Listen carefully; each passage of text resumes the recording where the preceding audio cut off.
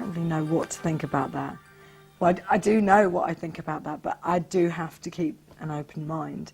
And also, I've got other things on my mind at the moment, which is that I've just found out that for my final challenge, I've got to hypnotise someone, actually properly hypnotise them, and hopefully have them come up with details of a past life that we can explore. Which, how is that going to happen? I can't imagine myself hypnotising anyone. Oh, God.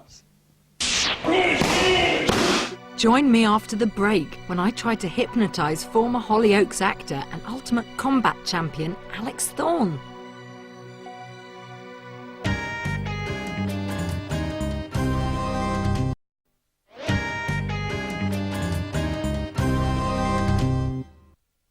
Greg Antão is a clinical hypnotherapist, and he's been a past life regression therapist for many years. He's regressed hundreds of clients into previous incarnations, and he was going to be my hypnosis teacher. He'd arranged for me to watch a session with one of his clients.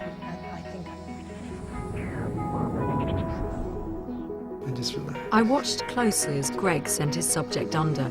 I was very aware that soon I was going to have to do this for myself.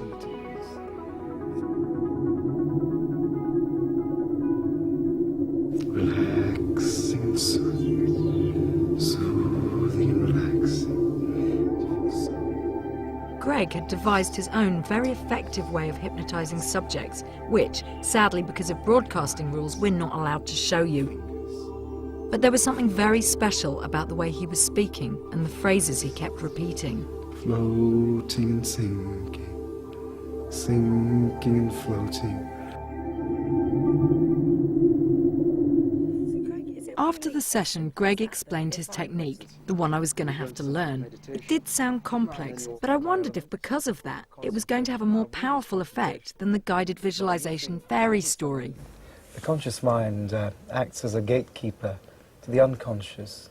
The unconscious is almost like a child. It's so impressionable. It accepts everything as being true, which is why the conscious mind is there in the foreground to actually filter any chaff or things that aren't true. The sneaky hypnotherapist has got to bypass this mental guard dog.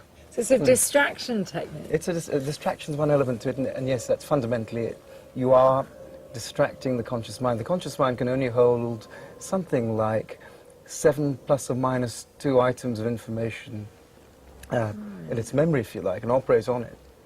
And if it goes into overload, it gets confused.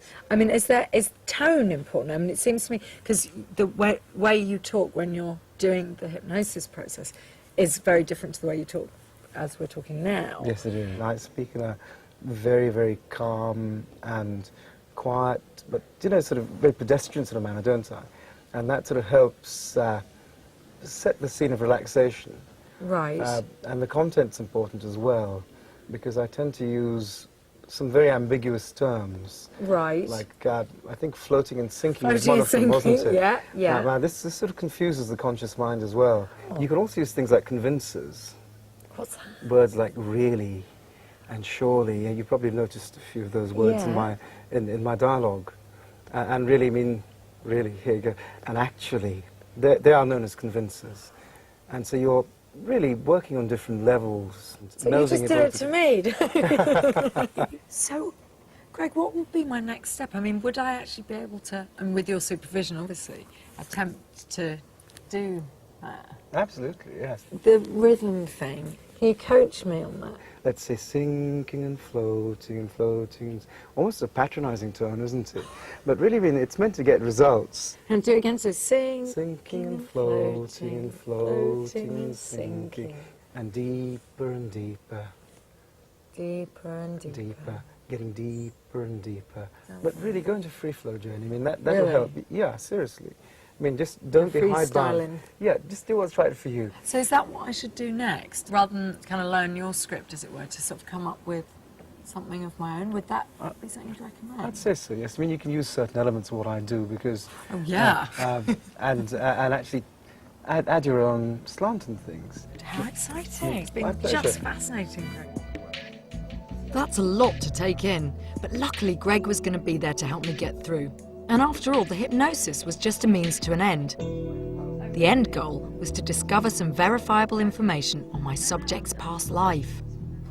God, I've been trying to think of some of my own things to say for the hypnosis sort of speech thing, but it's actually, he's hit on quite perfect ones, because there's that perfect ambiguity with the floating and the sinking, and I haven't actually been able to come up with a better alternative yet.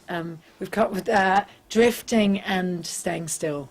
That doesn't work. It works for the ambiguity, but it doesn't sound very relaxing when you say it, even in the special voice. Well, heavier and lighter. I'm trying to think along the lines of heavier and lighter. Does that work? You're feeling heavier and lighter. Heavier and lighter. Sleepy and energized. That's rubbish. Gliding, no. Smoking and drinking. That's quite relaxing. It's making me really nervous, actually, now the reality that I'm going to be trying to do this. I'm starting to wonder whether I should just stick with Greg's. In the end, I gave up and decided to use Greg's words and just concentrated on getting the tone right. Oh, God. Floating and sinking, sinking and floating, all at the same time. It does sound so patronising when I do it. You're feeling more and more relaxed, more and more at peace, more and more at ease. Okay, at least I'm able to do that, looking myself in the eye without laughing now. That's got to be an improvement. Actor, model and martial arts expert Alex Thorne had volunteered to be the subject of my final challenge. As well as having the sort of glamorous lifestyle you'd expect from a busy television actor, Alex has a darker side. He's one of Britain's most accomplished ultimate combat fighters. In fact, he's so good, he often finds it hard to find opponents who'll take him on. He'd agreed to undergo past life hypnosis with me because he was keen to discover why he had these two seemingly opposite sides to his character, the sensitive actor and the fearsome fighter. I often wonder why I have this fascination for this, because I really feel like a peaceful person. Yes. But I've got this, while I'm a fighter as well, I want to do some martial arts and stuff. Yeah. And the inside, I want to be so creative, and I'm an actor. Walking very slowly and ponderously downstairs because I'm just kind of dreading or just apprehensive, nervous about going to hypnotise Alex. I hope I've had enough practice and I've done my best, but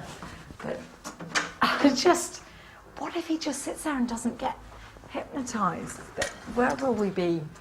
I mean, surely. I just always thought of hypnosis as this thing that would take forever to learn, and so the idea of, even though I've done my best in practice, the idea of me being able to do it is a really hard one to take on board. I'm going to take a deep breath and wish me luck.